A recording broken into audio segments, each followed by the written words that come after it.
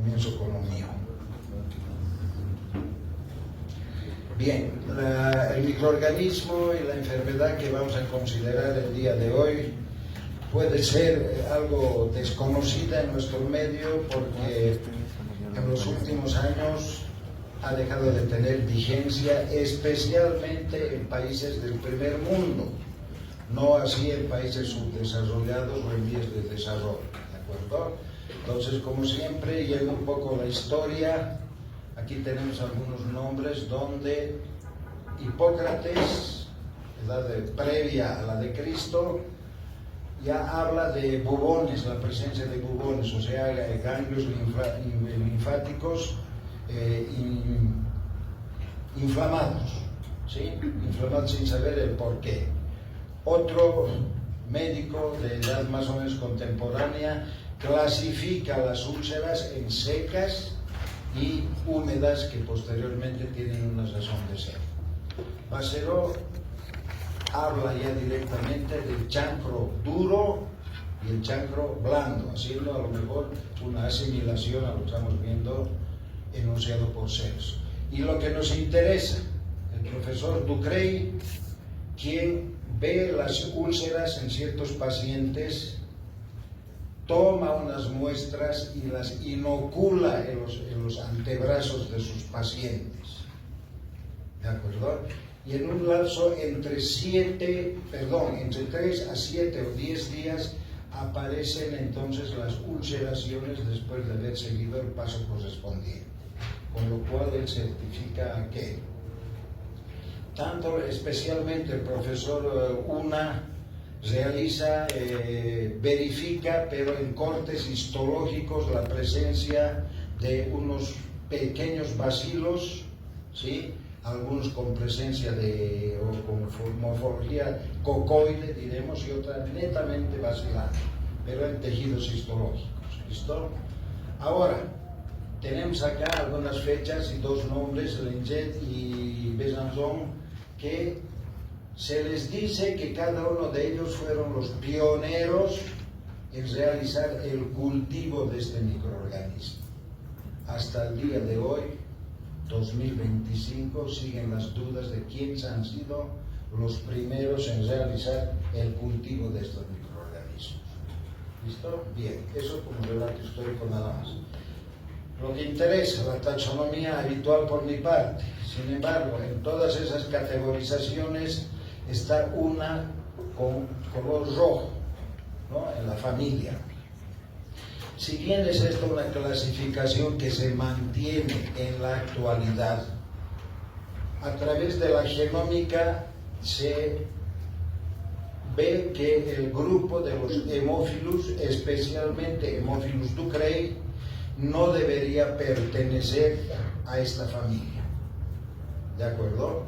Pero como no se tiene en la actualidad un espacio en la categoría taxonómica donde enunciar este microorganismo, en la actualidad se lo mantiene. ¿Sí? Bien. En relación a la morfología, estamos hablando de bacilo con ciertas dimensiones, con la característica de ser pleomórfico, que significa, y hemos visto en individuos anteriormente, que son gérmenes, en este caso bacterias, muy exigentes nutricionales. En virtud de eso tienen capacidad de transformar su morfología, su tamaño, etc. Por eso es que en la actualidad la literatura enuncia como cocobacilos, ¿de acuerdo? Pero sin embargo, al ser un individuo muy exigente nutricional, tiene ciertas características que van a llevar, que ya los vamos a ir depurando de a poco. Vamos a ver que eso conlleva a que haya los cambios morfológicos correspondientes. Si bien podemos encontrar formas netamente cocoides, encontramos también formas netamente bacilares que miden hasta 30 micras de largo, cosa que no se da habitualmente en otros microorganismos, por más exigentes que sean, exigentes nutricionales. En relación a la agrupación, se unen formando lo que dicen cardumen, o sea, bancos, agrupaciones de peces. ¿Listo? Especialmente en las películas de dibujos animados van a ver esa acumulación. Y otra que hablan de rieles en vagón de tren. Entonces, la segunda y la primera. Ahora, algo que sí llama la atención, si son bien unidades gram negativas, tienen una característica que la mayor apetencia tintorial está en los polos, ¿ya? Pero no confundir con que se trate de esporas, no son esporas.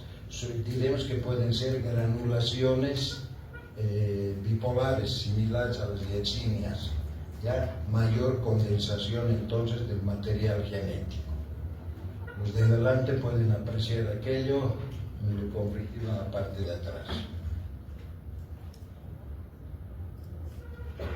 Ahora, ese microorganismo tradicionalmente ha sido considerado como un individuo de muy difícil cultivo, porque tiene algunas características sumamente particulares. Ya, a ver, vamos a hablar entonces de manera primaria. Dice: necesario como cualquier individuo correspondiente al grupo de los hemófilos, la sangre, como parte constituyente de su actividad metabólica. De manera indispensable, imprescindible, impajaritable, Haemophilus ducreyi necesita el factor X de la sangre, o sea, la hemina, ¿de acuerdo? Como todos los exigentes nutricionales. Pero, a diferencia del resto, Haemophilus ducreyi necesita concentraciones mayores de sangre. En gérmenes comunes vemos que al preparar un medio de cultivo voy a utilizar entre 5 a 7% de sangre para preparar el medio. Con este individuo necesitamos cantidades que oscilan entre 20 a 30%, aspecto que es toxigénico para las bacterias comunes. ¿De acuerdo? Entonces, en este porcentaje de sangre vamos a encontrar entre 25 a 50 microgramos por mililitro de hemina, el factor fundamental para el desarrollo de este microorganismo. Entonces, esas condiciones que les estoy enunciando en este momento no han sido consideradas ancestralmente para el cultivo y el diagnóstico de este individuo. Bien, entonces hay un hecho también, es la necesidad del isobitalex, que es un suplemento nutricional que se puede utilizar igual para las neiserias, que son complicadas en su desarrollo, etc. Ya les voy a pasar la composición de dicho. Bien, ¿qué más?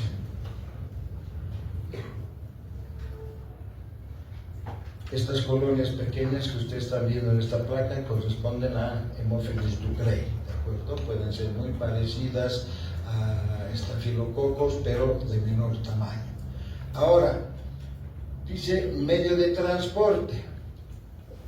El medio de transporte que podemos haber enunciado acá, muy difícil de conseguir. Otro con el que podemos suplir aquella falencia es el medio de transporte de Ames, AMIES se escribe, ¿listo? Entonces, que es un medio que va a tener tioglicolato y además tiene carbón activado, lo que va a preservar entonces la vivencia, el factor genético de este microorganismo. Si en el medio de transporte lo mantenemos a 4 grados, vamos a lograr una sobrevida de 7 días del microorganismo en estudio. Ahí está la composición del isobitalex, pueden anotarla, es un secreto guardado por las múltiples empresas que fabrican este elemento.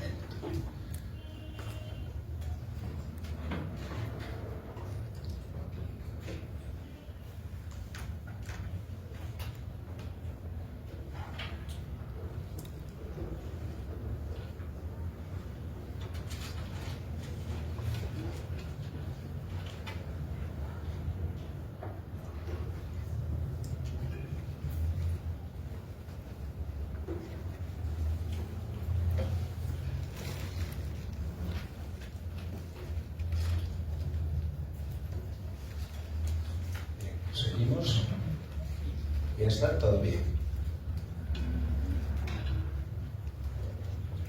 En relación a las propiedades fisiológicas, entonces vamos a enunciar que es aerobio, puede ser anaerobio facultativo, es un microorganismo extracelular en condiciones iniciales. Lo que habíamos enunciado es pleomórfico, tiene un solo cromosoma, a diferencia, como habíamos visto en Vibrio cólera, que este tenía dos más, ¿verdad? Listo. Entonces hay presencia de plásmidos que sirven entonces como un factor de virulencia. Ahora, sin necesidad de ser discriminativo, la raza negroide es la que tiene mayor afectación y especialmente el género masculino. ¿De acuerdo? Podemos aprovechar este momento para decir que en términos generales el género femenino es asintomático, ¿ya? O sea que para que se produzca un brote por Haemophilus ducreyi hay necesidad imparitable de la presencia de una mujer. ¿Sí? Bien. Algo que estaba olvidando mencionar, la enfermedad producida por Haemophilus ducreyi se llama chancroide, chancro blando o ulcumole, que viene a ser enfermedad blanda, diremos, ¿ya? Nódulos blandos. Con chancroide ustedes van a estar conformes. Entonces, algo que hemos enunciado, 20 a 30% de sangre, la aplicación de 5 a 10 por ciento de CO2 y algo que también es fundamental, al igual que la concentración de la sangre, la temperatura de incubación para este individuo debe ser entre 30 y 33 grados centígrados, no los convencionales de 35 a 37 porque no va a haber desarrollo. ¿Listo? Entonces, esos dos factores, la concentración de sangre más la temperatura, es lo que a través del tiempo y el espacio ha sido el conflicto para que pueda aislarse en condiciones normales este microorganismo. Asimismo, podemos decir que Haemophilus ducreyi aprovecha el hierro que existe en las células eucariotas para darse fortaleza, diremos, y reproducirse. En relación a las características bioquímicas, ahí tienen, podemos mencionar que es en la prueba de la reductasa, o sea, la reducción de nitratos a nitritos es positiva. El factor X, o sea, la hemina de la sangre, en 25-50, como habíamos enunciado, microgramos por mililitro. Catalasa negativo, oxidasa positivo. Ustedes muchos se confunden en esos dos términos. Catalasa y oxidasa, por lo general, en sus pruebas invierten aquello, ¿sí? No produce ácido sulfídrico, sí produce fosfatasa alcalina, sacarosa negativa, lactosa negativa, en algunos casos glucosa positiva, y el indol también es negativo. Ahora, ¿cuáles son sus factores de patogenicidad? En primera instancia, las cepas capsuladas sí van a ser virulentas. Tiene lipopolisacáridos, proteínas de membrana natural, los pilis, que son los factores de adherencia hacia las células epiteliales para el ingreso también, proteínas reguladas por el hierro, que hemos hablado, que son factor que lo va a utilizar. Entonces, produce citotoxinas que van a atacar directamente a las células eucariotas, las hemolicinas que están presentes a nivel de laboratorio en los animales de experimentación, ¿sí? Pero sí cumplen su función de toxicidad en el ser humano. Proteasas que hidrolizan las cadenas pesadas, las inmunoglobulinas y los lipooligosaccáridos, Esos son entonces los factores de virulencia. La patogenia. Entonces, lo fundamental para que se produzca la enfermedad necesitamos una biomasa, un inóculo de 10 a la 4. Esto significa 10.000 bacterias por gramo de muestra. Ya, por mililitro sería en este caso, si se quiere, ¿no? Factores de adherencia, los lipoproteínas, más fibrinógeno. Ahora, fundamental para que se produzca la enfermedad, aparte de la biomasa, es que debe haber una solución de continuidad, o sea, inflamaciones, heridas, si ustedes quieren, por las cuales va a penetrar el microorganismo, que además puede estar acompañado por otras instancias biológicas.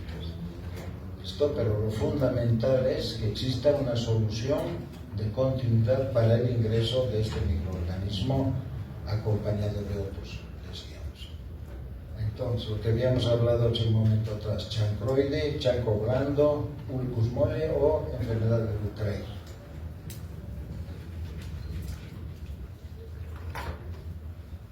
Incubación, o sea, los signos, los síntomas de la enfermedad se van a dar en un tiempo de 3 a 7 días, ¿de acuerdo?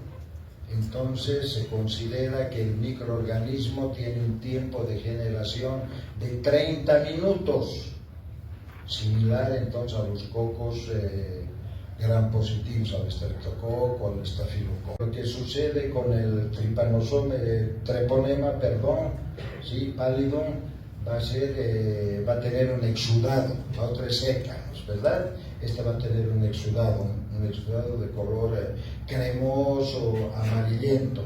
Y a diferencia también del chancro duro, este chancro blando es sumamente doloroso. Ya estamos hablando en la parte de la úlcera, ¿no? Sumamente doloroso. Bien. Si bien la permanencia puede ser, hemos dicho, declarado entre 3 a 7 días, en algunos casos ha tardado en presentarse la sintomatología hasta un mes. Esto entonces debido al ingreso bajo, a la biomasa baja de inicio, pero proliferativa en el interín de este tiempo. ¿Listo? Bien.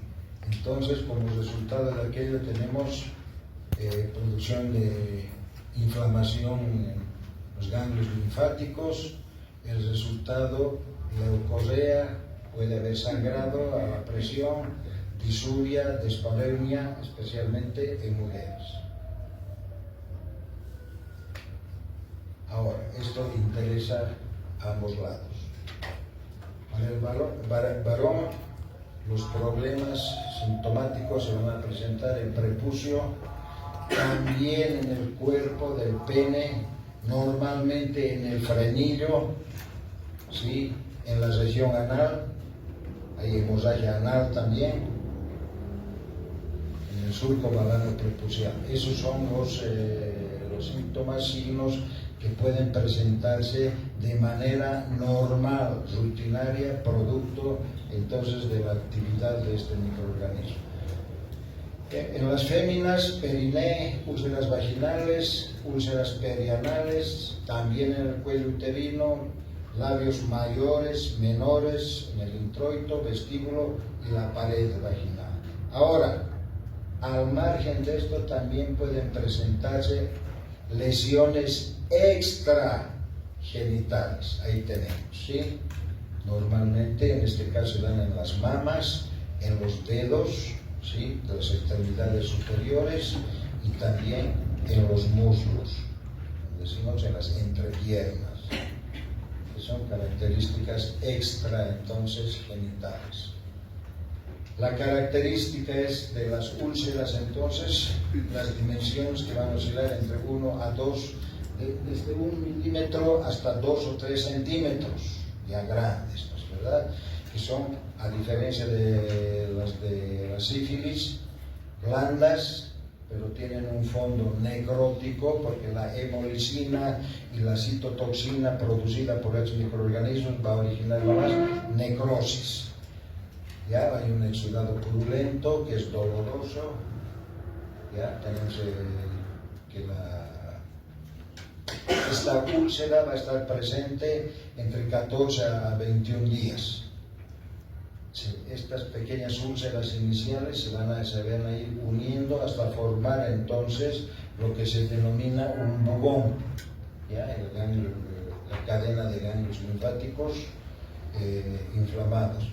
Y de pronto lo que estamos viendo acá, ahí tenemos por ejemplo, ¿no?, los ganglios linfáticos inguinales, la inflamación correspondiente, y de pronto en el transcurso que tenemos acá entre 14 a 21 días,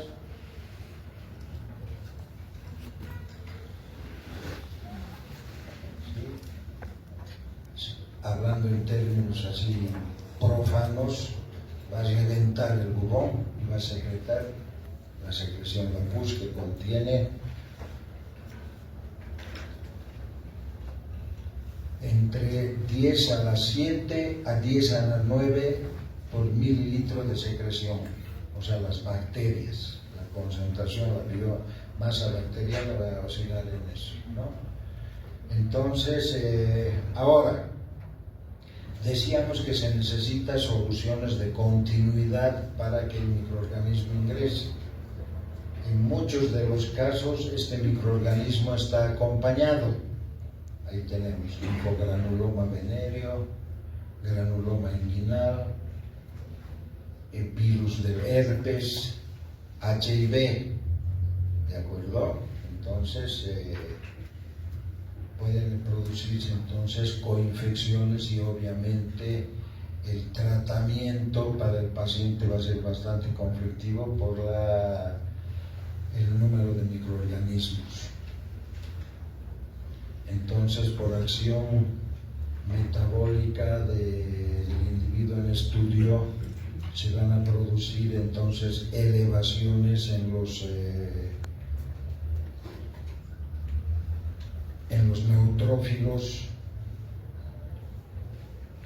y estos son el punto diana, podemos enunciar, que atenta el virus del HIV y también el treponema pálido.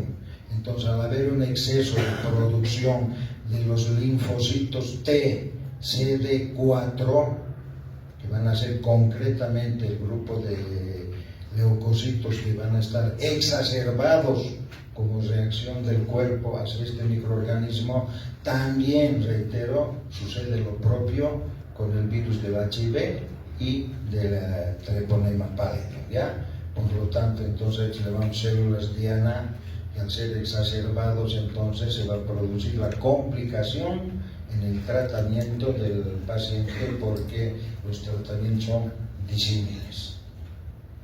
Epidemiología, fíjense, esa epidemiología no es reciente, pero sin embargo,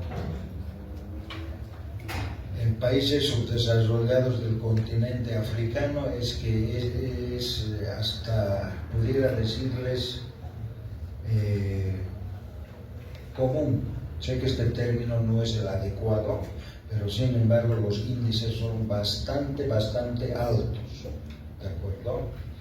Esta enfermedad que había sido superada especialmente en Estados Unidos, en países europeos, se ha activado últimamente con las diversas migraciones, ¿de acuerdo? Y también con lo que se denomina turismo sexual.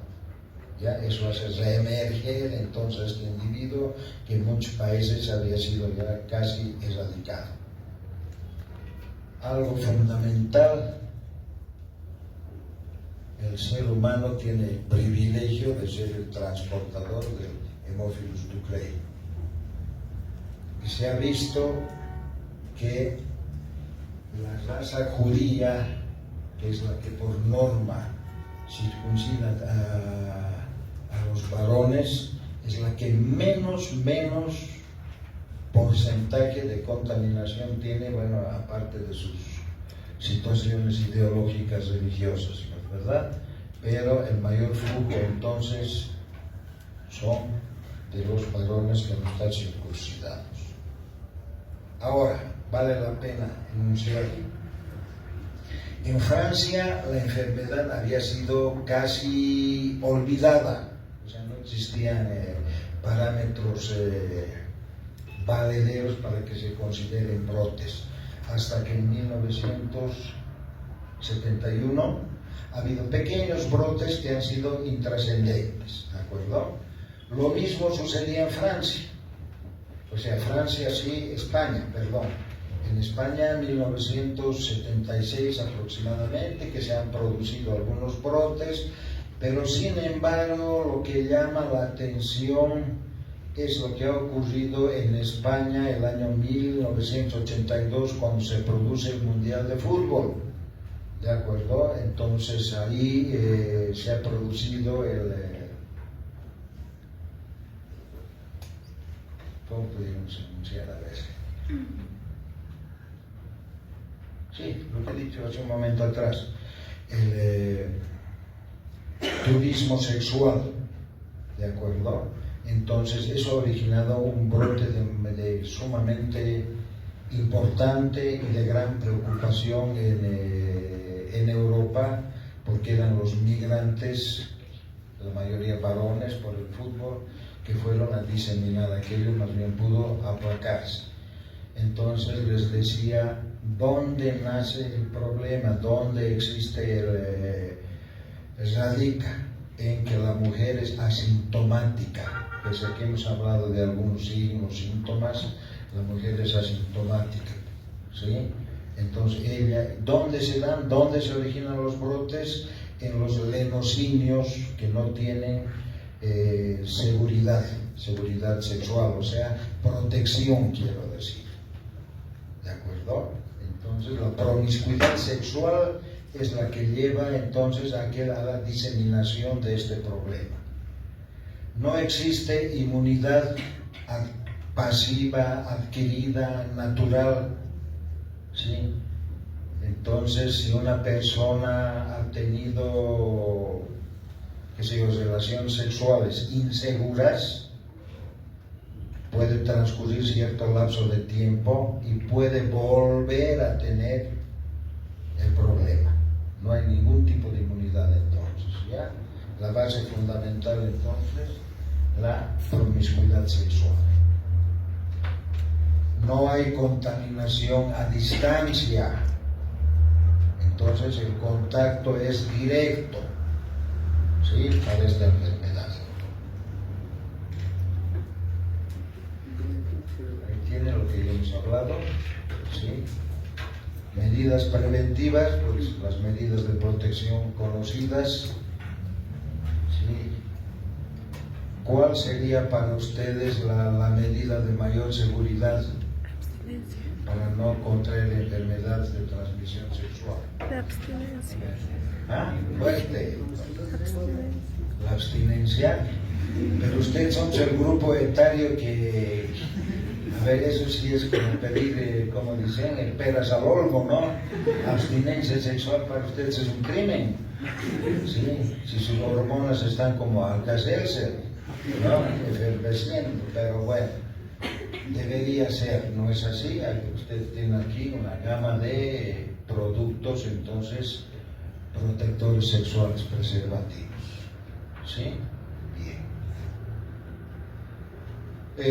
Para el diagnóstico, entonces hemos mencionado que si bien este microorganismo es bastante lábil como todos los hemófilos, pero utilizando los medios de transporte que hemos anunciado hace un momento, podemos salvaguardar hasta un tiempo de una semana, ¿sí?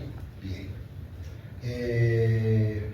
El medio de inoculación inicial sería lo que hemos hablado, un agar a base de sangre, concentraciones altas, entre 25 a 30% de sangre, ¿sí? Hago énfasis en algo. Estamos hablando de 20 a 30% ahora de sangre, de 25 a 50 microgramos por mililitro de hemina, ¿no? En la conversión. Si, por ejemplo, este medio de cultivo, con ese porcentaje alto de sangre, yo quiero utilizar para, qué sé yo, sospecha de estafilococo o estreptococos tengan la plena seguridad que no va a haber desarrollo, porque las características naturales bactericidas de la sangre se van a ocupar de que no existe el desarrollo, ¿de acuerdo? Pero esta alta concentración de hemina entonces sirve para que sí pueda desarrollar este individuo, ¿de acuerdo? Entonces las pruebas ya las hemos enunciado, y en relación a la necesidad de antibiograma, porque hay resistencias. Fíjense, si bien tenemos 4 antibióticos con los que normalmente se hace el tratamiento, hay algunos que, por ejemplo, personas embarazadas no utilizar acitromicina, ya que el tratamiento se lo puede hacer con eritromicina y ceftriaxona en este caso.